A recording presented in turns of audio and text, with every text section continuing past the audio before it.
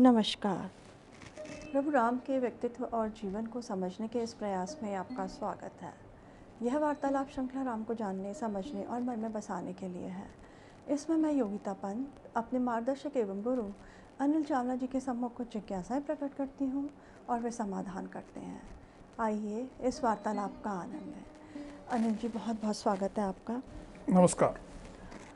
अनिल जी, पिछले प्रकरण में आपने बताया था कि अंगद और वानरों ने गुफा में रहने का निर्णय लिया था। उसके पश्चात क्या हुआ?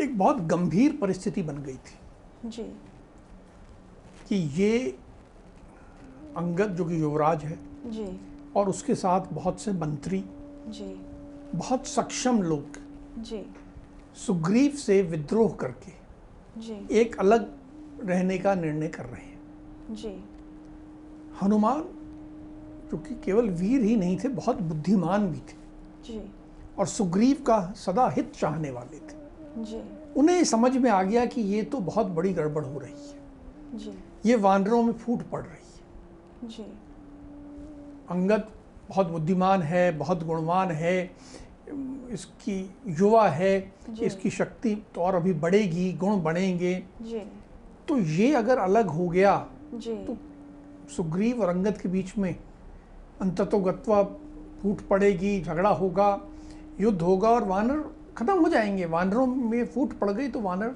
तो कमज़ोर हो जाएंगे। जी तो उन्हें लगा इसको तो रोकना ही पड़ेगा। जी अब ये बड़ी महत्वपूर्ण उनके ऊपर जिम्मेदारी समझ में आई उन्हें जी कि रोकना पड़ेगा। अब कैसे रोके? जी तो पहला काम उन्होंने किया कि जिसे कहते हैं साम दाम दंड भेद में से जी। भेद का प्रयोग किया। जी जितने वानर थे सबसे बात की जी। एक एक करके और उनको अंगद से विमुख किया कि अंगद की योजना ठीक नहीं है, तो हमें उसके साथ नहीं जाना है। जी जब सबको विमुख कर लिया जी तो फिर अंगद के पास गए और अब अंगद के सामने जी अलग ढंग से बात की। जी पहले तो उसकी प्रशंसा की जी कि तुम बहुत योग्य हो, तुम जो सोचते हो बहुत अच्छा सोचते हो, सब तुम में गुण हैं। जी और उसके बाद भय, दंड जिसे कहते हैं, उसका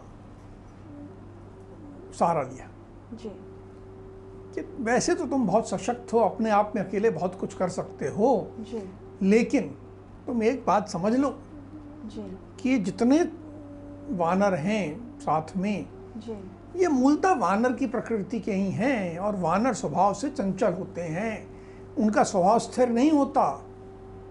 और ये सब आज तो तुम्हारे साथ हाँ हाँ कर रहे हैं, जी लेकिन ये अपनी स्त्री और पुत्रों, अपने बच्चों, परिवार से अलग रह नहीं पाएंगे। जी ये सब जाके वापस अपने बच्चों से, अपने पत्नी से, अपने परिवार से मिलने पहुंच जाएंगे जी और जाएंगे तो सुग्रीव से मिल लेंगे जी और सुग्रीव के हो जाएंगे, जी तो तुम तो अकेले रह जाओगे। जी ये सब जो है ये तो अभी भी मेरी बात हो गई, ये सबसे सब सुग्रीव के साथ ही हैं, तुम्हारे साथ नहीं है। जी ये सब सुग्रीव के साथ ही हैं और सबसे मेरी बात हो गई, सब उसी मनस्थिति के हैं, तुम्हारे सामने हाँ हाँ कर रहे हैं, पर ये तो अपना मन इनका वहीं है।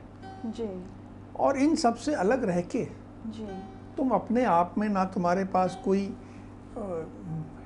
तुम्हारा अपना होगा, ना कोई सुहृदय होगा, ना कोई रिश्तेदार होगा, ना कोई शुभचिंतक होगा, जी अकेले तो तुम बलवान थोड़ी रह जाओगे, जी तुम बहुत कमज़ोर हो जाओगे, जी बहुत तुच्छ हो जाओगे। जी समझ लो इस बात को। जी और एक नीति का बड़ा पुराना सिद्धांत है जी कि बलवान व्यक्ति यदि किसी कमज़ोर से बैर पाल ले तो सुख से रह सकता है, जी लेकिन कमज़ोर व्यक्ति यदि बलवान से बैर पाल ले जी तो सुख से नहीं रह सकता। तुम अकेले रह के जब कमज़ोर रह जाओगे और सुग्रीव से तुम्हारा बैर हो जाएगा जी तो तुम कैसे सुख से रहोगे? और तुम्हारे मन में ये जो विचार आ रहा है कि ये गुफा जो है अभेद्य है, जी। यहाँ तो राम भी नहीं आ पाएंगे, लक्ष्मण भी नहीं आ पाएंगे, सुग्रीव भी नहीं आ पाएंगे, जी। ये गलत विचार है। इस गुफा में पहले इंद्र आए थे कि नहीं आए थे? जी इंद्र आए थे और उन्होंने जीता था। जी जब इंद्र आ सकते हैं तो लक्ष्मण के बाण तो आ ही सकते हैं। लक्ष्मण के बाणों में इतनी शक्ति है कि गुफा क्या पूरे पर्वत को गिरा दें। जी लक्ष्मण के बाणों के सामने जी। तो ये गुफा बस वैसे ही होगी जैसे पत्ते का बना हुआ दोना होता है, जी। कोई मजबूत थोड़ा ही होता है, वैसी तुम्हारी स्थिति हो जाएगी। लक्ष्मण के बाण इसको पूरी तरह उड़ा देंगे। जी। ये तुम ठीक समझ लो क्या कर रहे हो तुम। जी। तुम्हारी स्थिति बहुत खराब हो जाएगी, जी। हर तरफ से तुम कमजोर पड़ जाओगे। जी। और दूसरी तरफ सुग्रीव के पास वापस चलो, वो तुम्हें राज्य पे बिठाएंगे, उनके बाद तुम्ही ने राज्य संभालना है। जी। तुम्हारे मन में सुग्रीव को लेके कोई शंका नहीं होनी चाहिए। जी। सुग्रीव धर्म के मार्ग पर चलने वाले हैं, जी। सदा तुम्हारी प्रसन्नता चाहने वाले हैं, दृढ़ व्यक्ति हैं, पवित्र हैं, जी। सत्य प्रतिज्ञ हैं, मार्ग पे चलने वाले व्यक्ति हैं, अच्छे व्यक्ति हैं। जी। और सबसे बड़ी बात, उनका तुम्हारी माता से बहुत प्रेम है। वो सदा तुम्हारी माता के अनुसार ही चलते हैं और माता का प्रिय करना चाहते हैं। जी। तारा सुग्रीव की पत्नी बन गई जी। जी। और सुग्रीव तारा की बात मानते थे। जी। उन्होंने कहा वो तो तुम्हारी माता की बात मानते हैं, तो तुम्हारे विरोध कैसे जाएंगे। और दूसरी बात सबसे बड़ी कि सुग्रीव का अपना कोई पुत्र तो है ही नहीं, जी। तो दूसरा कोई पुत्र नहीं है तो तुम्हें कोई बनाएंगे। यहाँ अकेले रह के कमज़ोर होके तिल तिल मरने से अच्छा है कि तुम सुग्रीव के पास चलो। ऐसे करके जी। हनुमान ने डराया भी जी। और थोड़ा सा लालच भी दिया, जी। ताकि अंगद जो है इस तरह सुग्रीव से विद्रोह करके जी। अलग रहने का ना सोचे। हाँ, एक बहुत समझदारी का उन्होंने प्रदर्शन किया। इस प्रकार से जब अंगद को समझाया तो अंगद ने फिर क्या उत्तर दिया? अंगद सहमत नहीं था हनुमान से। अंगद ने कहा नहीं, ये जो आप कह रहे हो सुग्रीव के बारे में ठीक नहीं है। जी। ये बात कहीं से मैं नहीं मान सकता कि सुग्रीव जो है बड़े, उनमें स्थिरता है, पवित्रता है, क्रूरता का भाव है, सरलता है, पराक्रम है, धर्म है, धैर्य है। ये सब बातें आप गलत कह रहे हो। आप किस व्यक्ति की बात कर रहे हो जी। जिसने अपने सगे भाई को मारने के लिए गुफा का दरवाजा बंद कर दिया था? जी। कि मेरा भाई मर जाए, इसलिए गुफा का दरवाजा बंद करके आ गया था और राज्य संभाल लिया था जिसने। जी। अरे वो पुरानी बात छोड़िए, अभी की बात ले लीजिए। जी। जिसने उसे राज्य दिलाया, जी। राम, जी। उनको भी ये भूल गया था। आप इसको कह रहे हो कि धर्म को पालन करता है? जी। ये तो कृतघ्न है, कोई पालन वालन नहीं करता, इसका धर्म से कोई लेना देना ही नहीं है। इसने तो राम को ही भुला दिया। जी। और अभी जो हम लोगों को भेजा है जी। सीता की खोज करने के लिए, जी। कोई धर्म का विचार करके, अधर्म से डर के नहीं भेजा है। उसको तो लगा कि लक्ष्मण मार देंगे, जी। तो लक्ष्मण के बाणों से डर के उन्होंने हमें भेजा है। वो अच्छा व्यक्ति है ही नहीं, जी। वो तो बिल्कुल कृतघ्न है, पापी है, स्मरण शक्ति से हीन है, चंचल चित्त है। उस पर कोई श्रेष्ठ व्यक्ति कैसे विश्वास कर सकते? मुझ जैसा अच्छे कुल में उत्पन्न हुआ व्यक्ति उस पर विश्वास कर सकता है? बिल्कुल करने योग्य नहीं है वो तो। जी। और मैं जानता हूं कि सुग्रीव की मानसिकता तो ये है कि अपना पुत्र, जी। अपना औरस पुत्र जो अपने से पैदा हो, जी। वो चाहे गुणहीन हो, जी। वही श्रेष्ठ है। दूसरा पुत्र तो श्रेष्ठ हो ही नहीं सकता। सुग्रीव तो शठ हैं, क्रूर हैं, निर्दयी हैं। जी। मुझे तो वो मरवा ही देंगे। या तो मौका देख के सबके सामने दंड दे के मुझे मरवा देंगे, या गुप्त रूप से मरवा देंगे, या जेल में डाल देंगे, कारागार में डाल देंगे। जी। कुछ तो करेंगे ही। जी। मुझे तो आपकी बात समझ में नहीं आती है। जी। आप ऐसा करो जी। कि आप लोग सब जाओ। जी। मैं तो अभी मैं ये प्रण लेके कहता हूं कि मैं किष्किंधा वापस नहीं जाऊंगा। जी। आप सब जाइए, मेरी माता को प्रणाम कहिएगा, महाराज को भी प्रणाम कहिएगा, मेरे कुशल क्षेम बता दीजिएगा। जी। और मैं यहीं आमरण अनशन करके जी। अपने प्राण त्यागूंगा, अब मुझे और कुछ नहीं सुनना है। आपकी बात मुझे समझ में आई कि ये गुफा में रह के भी हम सुरक्षित नहीं हैं जी। और कठिनाई आएगी, वो सब ठीक है, लेकिन अब मैं प्राण त्यागूंगा जी। और अब आप लोग जाइए, मुझे तो प्राण त्यागने दीजिए। जी। मतलब वो हनुमान की बात स्वीकार भी नहीं की उसने, जी। केवल इतनी कर ली कि हाँ हम गुफा में नहीं रहेंगे। जी। और जो पहले वाला योजना थी उसकी, जी। आमरण अनशन करके प्राण त्यागने की, जी। तो उसने यही योजना पे मैं क्रियान्वयन करूँगा जी। और कुछ नहीं होगा, ये कह के उसने अब कुछ इकट्ठा किया जी। और रोते हुए कुछ पे लेट गया और बोला बस मेरी ये अंतिम शैया, मैं यहाँ लेट रहा हूँ जी। और यहाँ मैं प्राण त्यागूंगा, अब आप लोग जाइए। जी। तो अंगद के इस निर्णय से फिर बाकी जो वानर थे वहाँ पे, उनकी क्या प्रतिक्रिया थी? उनका युवराज प्राण त्याग रहा है, जी। वे भी सब भावुक हो गए। जी। जो अंगद से अलग मन बना चुके थे, जी। अब वो अंगद के साथ हो गए और उन्होंने कहा जब ये प्राण त्याग रहे हैं तो हम भी प्राण त्यागें। जी। और ये सब अपना अपना थोड़े कुछ ले आए, वहीं सागर किनारे सबने कुछ बिछा लिया जी। और एक साथ मुंह करते हुए रोते हुए और वहां पर लेट गए कि अब हमें यहीं प्राण त्यागने हैं, जी। अब हमें और कुछ नहीं सोचना है। साथ में वो बातें भी करते जा रहे थे जी। जी। कि देखो राम ने ऐसा भेजा था, सीता के बारे में, राम के बारे में, सारे जी। घटना के बारे में जी। कि मिल जाती सीता तो अच्छा था। जी। पर सब ने आमरण अनशन करके प्राण त्यागने का निर्णय करके सब लेट गए।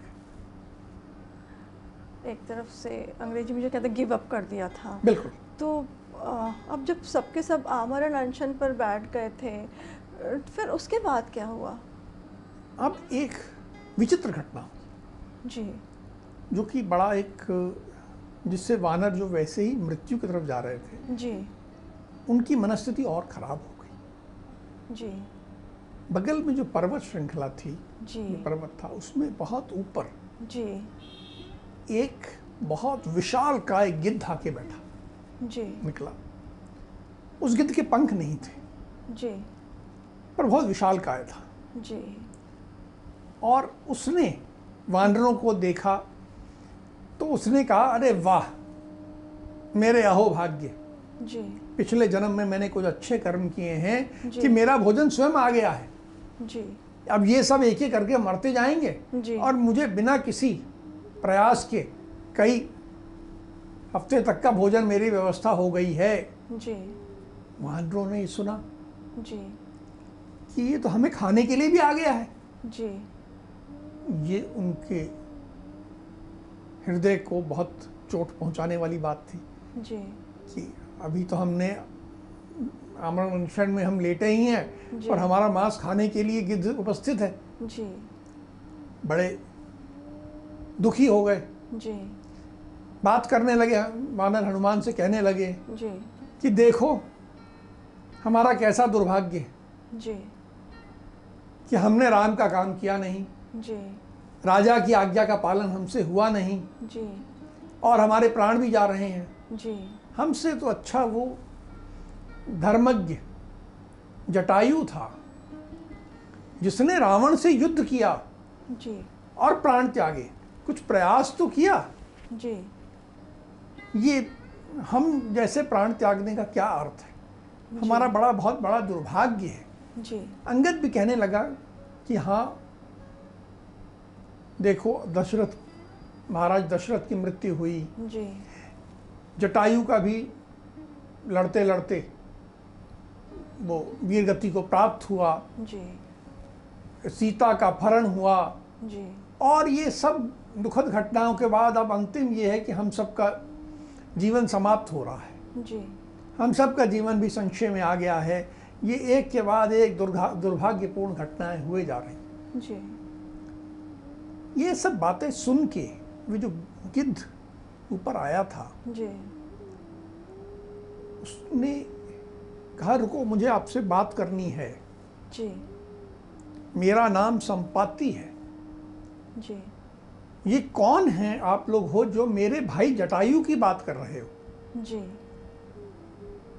जटायु मेरा छोटा भाई था, जी। बहुत गुणवान था, बहुत जी। पराक्रमी था, गिद्धराज था, जी। और मैं उसको बहुत प्रेम करता था। जी। मैं इसके बारे में और आपसे जानना चाहता हूँ। जी। मेरे पंख जो हैं सूर्य की किरणों से जल गए, जी। इसलिए मैं उड़ नहीं सकता। जी। आप लोग कृपया मुझे नीचे उतारो, अपने पास बिठाओ, जी। ताकि मैं आपसे बातचीत कर सकूं। मुझे जटायु के बारे में और जानना है। जी। मेरा आपसे अनुरोध है कि मुझे आप लोग आइए ऊपर और मुझे लेके आइए नीचे, क्योंकि मैं उड़ के नहीं आ सकता। जी। तो फिर क्या ये वानरों ने गिद्ध को नीचे उतारा? ये लोग डर गए थे, क्योंकि गिद्ध जी। एक खतरनाक पक्षी है, जी। और इतना विशाल का है गिद्ध, जी। पंख नहीं है पर जी। फिर भी, और इसको लेके नीचे आए तो ये हमें खा जाएगा। ये डर आया। जी। फिर इन्होंने कहा कि हम तो मृत्यु के आलिंगन करने के लिए बैठे हुए हैं, जी। हम अनशन करके मरेंगे जी। तो बहुत धीरे धीरे तिल तिल करके मरेंगे। जी। इससे अच्छा है कि गिद्ध हमें खा ही जाए। जी। तो हमें डर क्यों, हम डर क्यों नहीं हैं? हमें डरना नहीं चाहिए, इनको नीचे ले आना चाहिए। जी। देखें क्या होता है। जी। ये बात तो अच्छी कर रहे हैं, जटायु के बड़े भाई अपने आप को बता रहे हैं, जी। तो इनकी बात सुन लेते हैं। जी। तो कुछ वानर गए, उनको उठा के ऊपर से पहाड़ी की चोटी से नीचे सागर के किनारे जी। ले आए। जी। उसके बाद अंगद ने जी। इस गिद्धराज संपाति से बात की जी। और कहा जी। कि देखिए, मेरे पिता जी। ऋक्ष राजा जी। के दो पुत्र थे, एक वाली जी। जो बड़े थे जी। और एक सुग्रीव। मैं वाली का पुत्र हूँ। जी। और फिर उन्होंने पूरी घटना बताई जी। कि कैसे महाराज दशरथ जी। राज्याभिषेक कर रहे थे राम का, फिर राम को वनवास मिला और उसके बाद राम वनवास में आए, फिर सीता का अपहरण हुआ और फिर जटायु ने ऐसे युद्ध किया रावण से, जी। और सुग्रीव कैसे राजा बना। जी। ये सारी घटना उन्होंने बताई और कहा कि हमें इस काम के लिए भेजा गया है जी। कि हम सीता का पता लगाएं, जी। और हम निर्धारित अवधि में 1 माह पूरा हो गया और हम कुछ नहीं कर पाए। जी। इसलिए अब हमने ये तय किया है जी। कि हम अपने प्राण यहाँ त्याग दें। जी। ये सारी बात उन्होंने संपाति को विस्तार से बताई जी। कि ऐसी ऐसी बात है, ये लीजिए आपकी जानकारी हम पूरी दे रहे हैं। जी। अंगद की बात सुनने के बाद फिर संपाति ने क्या कहा? संपाति की आंखों से आंसू बहने लगे, वह रोने लगा। जी। ने कहा कि जटायु मेरा छोटा भाई था, आज मैं बूढ़ा हो गया, मेरे पंख जल गए हैं, मेरे पास पंख नहीं है।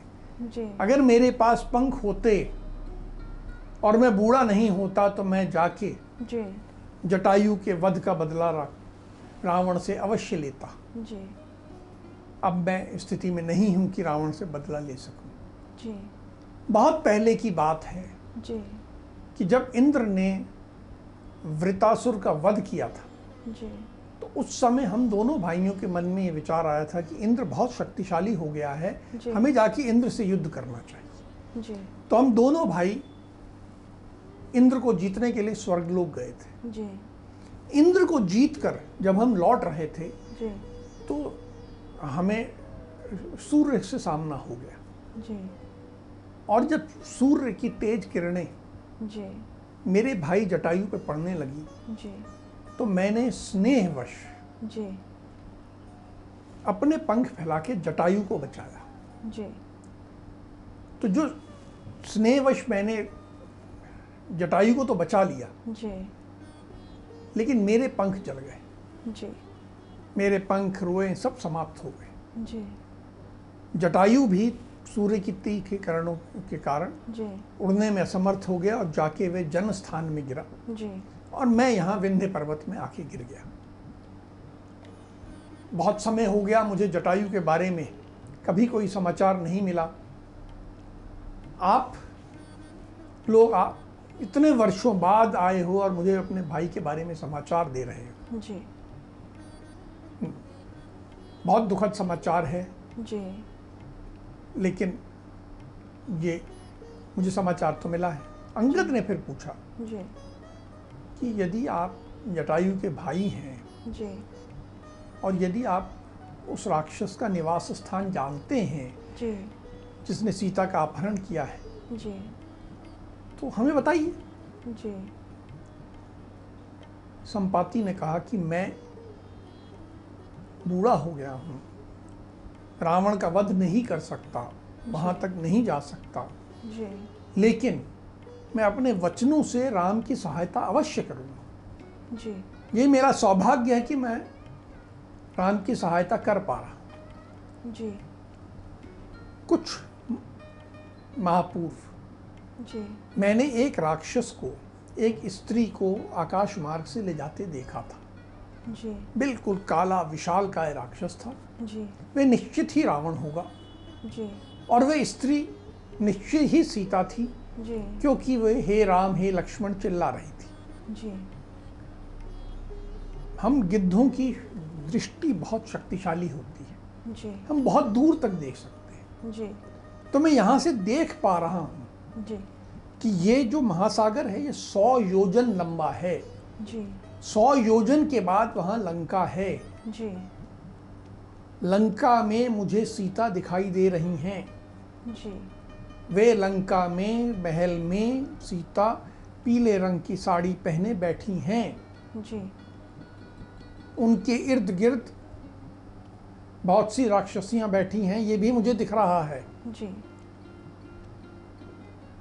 ये जो लंका है जी ये बहुत सुंदर नगरी है।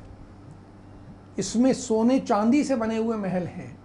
इसका निर्माण जी विश्वकर्मा ने किया था। जी इस लंका में ही सीता है, मुझे दिख रहा है। जी और तुम लोगों को अब बस एक ही उपाय करना है जी कि समुद्र लांग के सीता के पास जाना है। जी मैं अपनी ज्ञान दृष्टि से एक और बात देख पा रहा हूँ। जी ये तो आंख से देख पा रहा हूँ कि सीता वहाँ बैठी है। जी मैं अपनी ज्ञान दृष्टि से भविष्य का देख पा रहा हूँ जी कि तुम लोग अपने मनोरथ में सफल होगे जी और किष्किंधा जी प्रसन्नता पूर्वक लौटोगे। जी मनोरथ में सफल होगे अर्थात हाँ कि तुम वह सीता जी से मिलके, जी सीता की खोज खबर लेके जी और फिर किष्किंधा लौटोगे, जी अपने सफल होगे। इसलिए तुम ये मृत्यु और ये आमरण अनशन वाली बात मन से निकाल दो। जी और अब मुझे अपने छोटे भाई जी जटायु को जलांजलि देनी है, जी तो मुझे उठा के सागर में ले चलो। मैं वहाँ पर अपने भाई को जलांजलि दूंगा, जल अर्पित करूँगा जी कि वो स्वर्ग को प्रस्थान कर गया है, तो ये मुझे जलांजलि देने में मेरी मदद करो। जी ऐसे कह के हाँ ने पूरी बात बताई। जी संपाति ने इतनी उपयोगी बात बताई इनको। उसके अतिरिक्त भी कुछ और बात बताई अपने बारे में। हाँ, जब वो जलांजलि दे के आ गया, जी बैठा, जी तो वानरों ने पूछा कि हमें बताइए जी और बताइए। तो संपाति बोला कि ये जो सीता के बारे में मैंने तुम्हें बात बताई, जी ये मैंने अभी तो कुछ माह पूर्व देखा था, पर मुझे सीता के बारे में बहुत पहले से मालूम था। पूरी घटना तुम्हें बताता हूं कि जब मैं आकाश से पंख जलने के बाद गिरा, जी तो मेरे पंख जल गए थे, तो मैं तो सीधा आके गिरा था, धड़ाम गिरा था। जी तो मेरे को 6 रातों तक तो होश नहीं आया था। जी होश आया, फिर मैंने पहचाना कि मैं कहाँ हूँ। जी तो मुझे ध्यान आया कि यहाँ पर पास में एक ऋषि निशाकर का जी आश्रम है, जो बड़े उग्र तपस्वी हैं, बहुत पहुँचे हुए सिद्ध पुरुष हैं। जी तो मैं किसी तरह उनके आश्रम पे गया। जी उनके आश्रम पे जब गया तो ऋषि निशाकर मुझे देख के पहचान गए जी कि हाँ, तुम तो पहले भी मेरे पास आते थे। जी 2 गिद्ध भाई आते थे जी जो कि वायु के समान वेगशाली थे, जी जो इच्छानुसार रूप धारण करने वाले थे। जी वो चाहे जैसा रूप ले सकते थे, उनमें ये जी। क्षमता थी। जी ये दोनों भाई मनुष्य रूप धारण करके मेरे चरण स्पर्श करने आते थे। तो मुनि में से एक हो, मैं तुम्हें पहचान रहा हूँ। जी जब ऋषि निशाकर पहचान गए जी तो संपत्ति ने कहा कि मैंने पूरी अपनी बताई कि ऐसे ऐसे हो गया, मैं जी ऊपर से गिरा हूँ, ऐसे मेरे पंख जल गए हैं, मेरे रोए जल गए हैं, मेरी आंखों की रोशनी क्षीण हो गई है, मैं हर तरह से जी विवश हो गया हूँ। जी और अब मैं बस पर्वत की शिखर पे जाके और जी। वहाँ से नीचे कूद के अपना प्राण त्याग दूँ। जी और ऐसे कह के मैं उनके सामने विलाप करने लगा। जी ऋषि ने मेरी पूरी बात सुनी जी और कहा कि वैसे मैं तुम्हें अभी ठीक कर सकता हूँ, जी पर मैं तुम्हें अभी ठीक नहीं करूँगा। जी बहुत वर्षों बाद एक बहुत बड़े प्रसिद्ध राजा होंगे दशरथ, जी उनके महातेजस्वी पुत्र होंगे राम, जी और उनकी को वनवास मिलेगा और फिर उनकी पत्नी का जी अपहरण होगा। जी अपहरण होने के बाद जी। एक वानरों का दल आएगा जी जो उनको ढूंढ रहा होगा, जी और ढूंढते हुए बिल्कुल निराश हो जाएंगे, जी और तब तुम उन्हें राह बताना, जी तुम उनकी मदद करना। जी और ये जो तुम उनकी मदद करोगे, जी ये एक बहुत उत्तम कार्य होगा, जी जिससे कि देवताओं का भी कार्य होगा, पूरे विश्व का कल्याण होगा। जी और जब तुम ये कार्य करोगे जी तो उसके बाद तुम्हारे शरीर पे पंख, रोए सब आ जाएंगे, तुम्हारी आंखों की भी दृष्टि पूरी वैसे ही ठीक हो जाएगी, जी और तुम में पूरी शक्ति जी पुनः आ जाएगी। जी तुम कहीं जाना मत, जी इस स्थिति में वैसे भी तुम कहीं नहीं जा पाओगे, जी पर धैर्य से जी केवल प्रतीक्षा करो कि वानरों का एक सा दल आएगा जी और तुम उनकी मदद करोगे, और ये करके एक उत्तम कार्य करोगे। जी ये ऋषि निशाकर की कथा है, बहुत ही रोचक है। फिर क्या संपाति के पर आ गए थे? हाँ, जब ये वानरों से संपाति बात कर रहे थे, जी तभी उनके देखते देखते वानरों के संपाति के पंख निकल आए, उनके शरीर पे रोए आने लगे, और संपाति ने कहा कि मुझे अपनी आँखों की जो रोशनी थोड़ी क्षीण हो गई थी, वो अब फिर से पूरी आ गई है, और मुझे शरीर में वैसी ही ऊर्जा लग रही है जैसी जब मैं युवा था तब थी। जी अब ये मेरे साथ जो हुआ है, जी यह एक और तुम लोगों के लिए जी एक संदेश है कि जी मैंने जो कुछ कहा है वह सत्य है। जी तुम्हें इसमें कोई शंका नहीं करनी चाहिए, जी किसी प्रकार की शंका ना करो, जी और ये जो सामने 100 योजन का सागर है, जी इससे पार करने का उपाय सोचो। ये कह के संपाति, जो कि उड़ने से अक्षम थे, जी अब उड़े जी और दूर चले गए। जी वानर उन्हें देखते रहे जी और बिल्कुल रोमांचित हो गए कि जी ये हमें रास्ता भी मिल गया है जी और एक दिशा मिल गई। जी बिल्कुल सही कहा नरेंद्र आपने। एक चीज़ मैं सोच रही थी कि ये वानरों के साथ तो हुआ कि एकदम जब अंधकार छा गया था और उन्होंने निर्णय ले लिया अब सब कुछ ख़त्म हो चुका है, अब आगे कोई आशा नहीं दिख रही है, तो गिद्ध संपाति ने उनको एक उपयोगी जानकारी दी। एक तरह से कह सकते हैं कि एक विधाता ने उनकी मदद करी ऐसे अंधकार के समय में। और ये हम सबके साथ भी होता है, जब सब निराश हो जाते हैं कहीं ना कहीं से विधाता हमारी कुछ मदद कर देता है।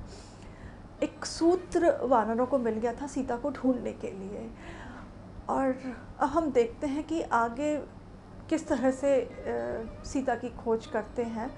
अब हम आज की चर्चा को यहीं विराम देते हैं। अगली कड़ी में राम के जीवन से जुड़े कुछ अनछुए पहलुओं के साथ हम दोनों फिर उपस्थित होंगे। राम राम। राम राम।